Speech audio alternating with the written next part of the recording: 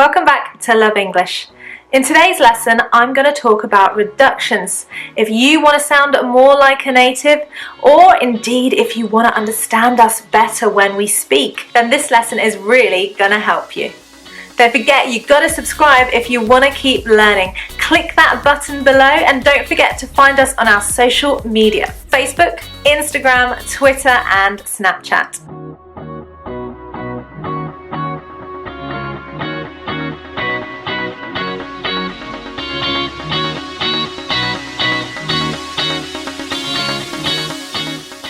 Today, I want to talk to you about reductions. Now, these are a very simple but effective way to help you sound a lot more native. They are colloquial. That means they are more spoken than written.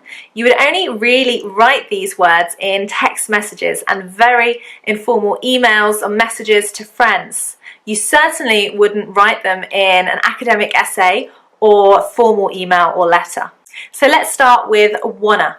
Wanna, I wanna, you wanna, we wanna, they wanna, but he, she, it wants to, wants to. So we've got two forms there, wanna and wants to, wanna and wants to. Although we might be using colloquial English, we still need to make sure we have our third person S when we reduce these words together. Now be careful of the pronunciation of wanna. It is not wanna, but wanna, wanna. Okay, you can see the schwa being used quite clearly there at the end. And of course, at the end, what do you need? The infinitive verb. I've heard some people say, I want to going, I want to shopping. No, I want to go, I want to shop, I want to eat, I want to play, I want to study English with Leila and Sabrah. So I wanna is I want to. It's really rare that you would hear an English person say I want to. When we're speaking fast, we would say I wanna, I wanna. Now in question forms, we could also use it. Do you want to go? Do you want to go? But listen very carefully there. Do you want to go to the shops? We've used you in a weak form. We've used the schwa there. Now gonna.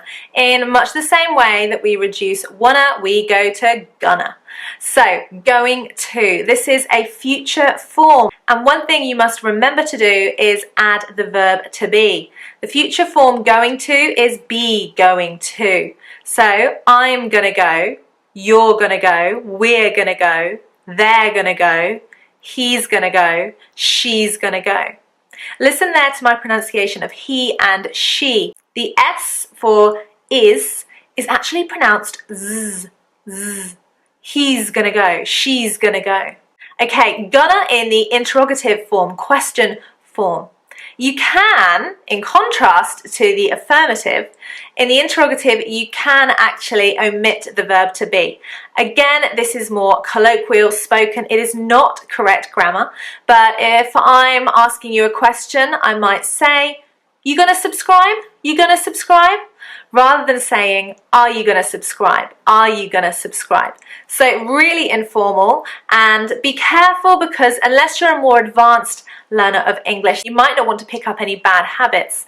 So on occasion, you could omit the verb to be. You gonna go out? What you gonna do? What you gonna do? Where you gonna go? Where they gonna go? Where we gonna go?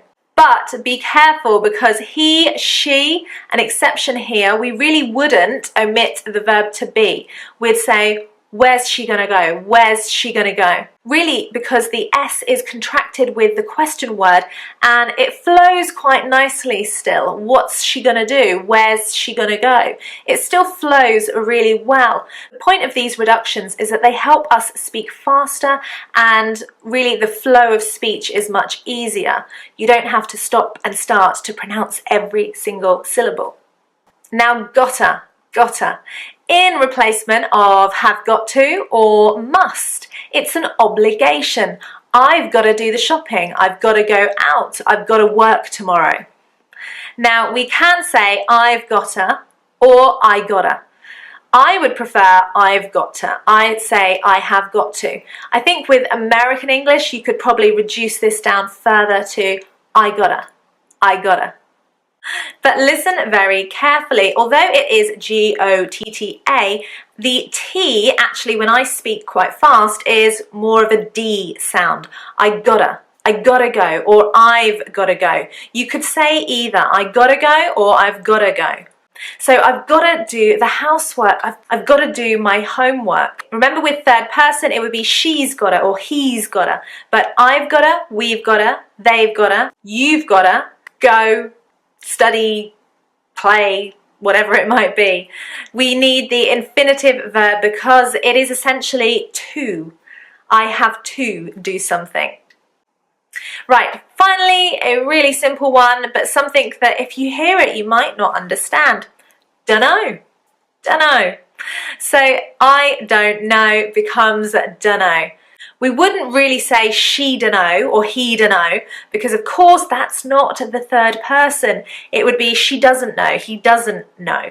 You might hear people say it, but it's not grammatically correct and really is a bit more informal than I like. So, as with anything, practice makes perfect. So, I think you and I are on quite a friendly, informal basis. Why not try using wanna, gonna, or even gotta down below? Tell me what you have to do using I gotta do my homework, I've gotta call my mum. Tell me what you want to learn about English. I want to learn more about conditionals. I want to learn more about learning vocabulary. Tell me what you're gonna do this week. Write those sentences in the comment box below and try saying them. Practice using that English to sound more native.